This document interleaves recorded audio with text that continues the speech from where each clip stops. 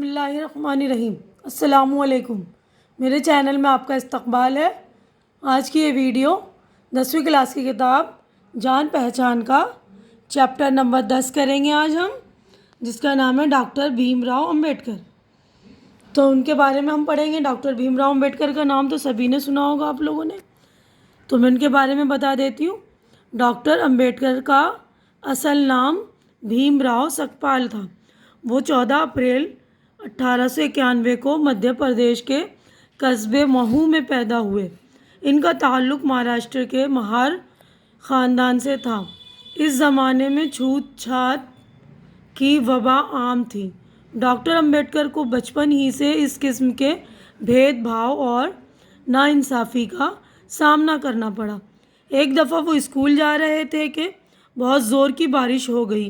وہ ایک مکان کی دیوار کے سہارے کھڑے ہونا چاہتے تھے۔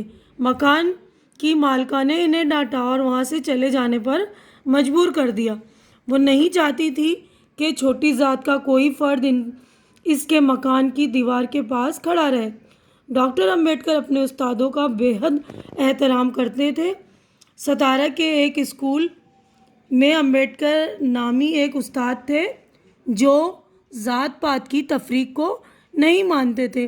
وہ سب کے ساتھ برابری کا سلوک کرتے تھے۔ وہ بھیم راؤ کو بہت چاہتے تھے۔ استاد اور شاگرد کا یہ رشتہ ایسا مضبوط ہوا کہ آگے چل کر وہ بھیم راؤ سکپال سے بھیم راؤ امبیڈکر بن گئے۔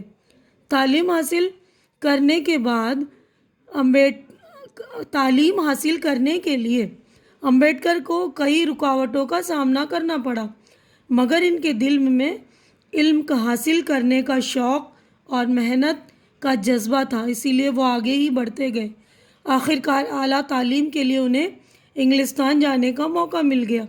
انگلستان سے واپسی کے بعد ڈاکٹر امبیڈکر نے ملک سے چھوت چھات اور ذات پات کی تفریق مٹانے کے لیے کوششیں شروع کر دیں۔ چھوت چھات کی اس لعنت نے ملک کو کافی نقصان پہنچایا۔ اس کی وجہ سے ملک کا ایک بڑا طبقہ غربت اور جہالت کا شکار رہا۔ امبیڈکر نے اپنے جیسے کمزور انسانوں پر ہونے والے ظلم اور ناانصافیوں کے خلاف آواز اٹھائی۔ گاؤں گاؤں اور شہر شہر جا کر لوگوں کو بیدار کیا، ان کے دل سے خوف دور کیا اور ان میں خود اعتمادی پیدا کی۔ خود اعتمادی یعنی کانفیڈنس۔ ڈاکٹر امبیڈکر کا خیال تھا کہ سماج میں باعزت زندگی گزارنے کے لیے تعلیم بے حد ضروری ہے۔ تعلیم بہت سی برائیوں کو ختم کر دیتی ہے۔ انہوں نے کمزور طبقوں کی تعلیم کے لیے کئی ادارے قائم کیے، اسکول اور کالج کھولے، مردوں کے ساتھ عورتوں کی ترقی پر بھی توجہ دی، ان کے لیے سماج میں برابری کے حقوق کی وکالت کی۔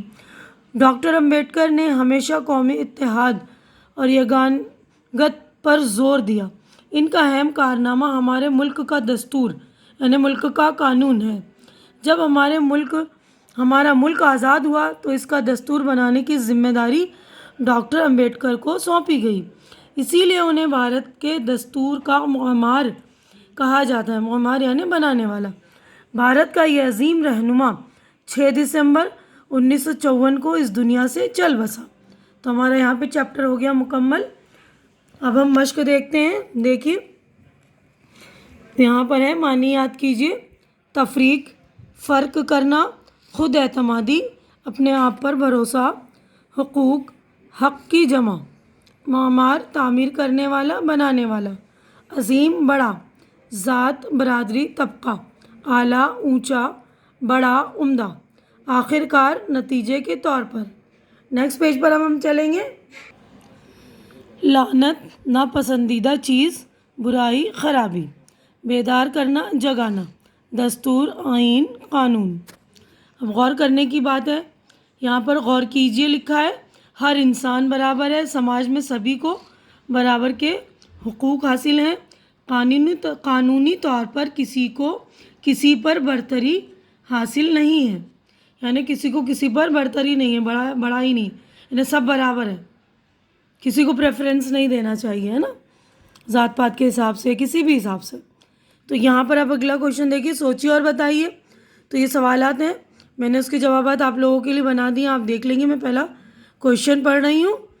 ٹھیک ہے، پہلا کوشچن ہے ڈاکٹر امبیڈکر کا پورا نام کیا تھا؟ ان کا تعلق کس خاندان سے تھا؟ تو آنسر دیکھ لیجیے گا آپ. تو دیکھیے جواب ہے، ڈاکٹر امبیڈکر کا پورا نام بھیم راؤ سکپال تھا اور ان کا تعلق مہاراشٹر کے مہار خاندان سے تھا. اب دوسرا سوال ہے، بھیم راؤ کے نام میں امبیڈکر کیوں شامل ہوا؟ ستارہ کے اسکول میں جہاں بھیم راؤ پڑھتے تھے، امبیڈکر نام کے ایک استاد تھے جو چھوت چھات اور ذات پات کی تفریق کو نہیں مانتے تھے. وہ بھیم راؤ کو بہت چاہتے تھے. استاد اور شاگرد کا رشتہ اتنا مضبوط ہوا کہ بھیم راؤ نے امبیڈکر کے نام میں اپنے نام کا ایک حصہ بنا لیا. اس طرح بھیم راؤ امبیڈکر ہو گئے. چھوت چھات سے ملک کو کیا نقصان پہنچا؟ چھوت چھات سے ملک کو کافی نقصان پہنچا اور ملک کا ایک بڑا طبقہ غربت اور جہالت کا شکار رہا. چوتھا سوال ہے، بھیم راؤ امبیڈکر کا سب سے اہم کارنامہ کیا ہے؟ بھیم راؤ امبیڈکر کا سب سے اہم اور بڑا کارنامہ یہ ہے کہ جب ملک آزاد ہوا تو اس کا دستور بنانے کی ذمہ داری ڈاکٹر امبیڈکر کو سونپی گئی. اسی لیے انہیں بھارت کے دستور کا معمار کہا جاتا ہے. ٹھیک ہے، تو اب اگلا کوشچن ہم دیکھیں گے. تو دیکھیے یہاں پر 4 کوشچن ہمارے ہو گئے مکمل.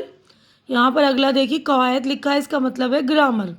تو یہ گرامر میں کیا آپ دیکھیے بتا رہے ہیں، دیکھیے میں پڑھ رہی ہوں. بے جان چیزوں میں بھی مذکر اور مؤنث کا فرق پایا جاتا ہے. یعنی بے جان چیزوں میں بھی مسکونائن اور فیمینائن ہوتا ہے. ٹھیک ہے نا. تو جیسے دروازہ کھلا ہے، کھڑکی کھلی ہے، دیوار اونچی ہے، مکان بڑا ہے.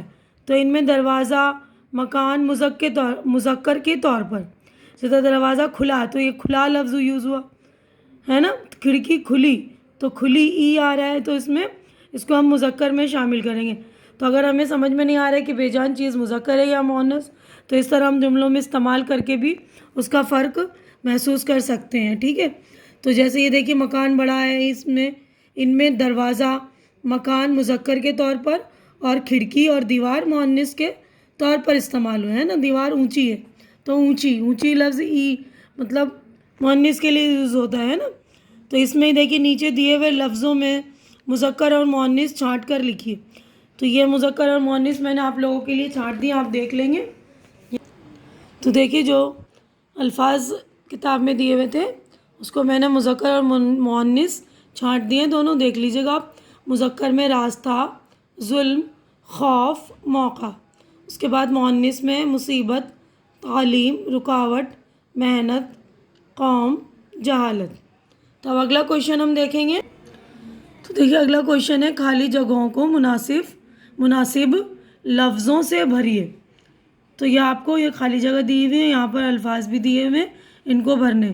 امبیڈکر کا اصل نام بھیم راؤ سکپال تھا. ٹھیک ہے، تو یہ میں نے نشان لگا دیے بھیم راؤ سکپال پہ. اب تعلیم حاصل کرنے کے لیے امبیڈکر کو کئی رکاوٹوں کا سامنا کرنا پڑا. چھوت چھات کی لعنت، دیکھیے لعنت آئے گا، نے ملک کو کافی نقصان پہنچایا. سماج میں باعزت زندگی گزارنے کے لیے تعلیم بے حد ضروری ہے. ٹھیک ہے، تو آپ لوگ کالی جگہ میں لکھ لیں گے.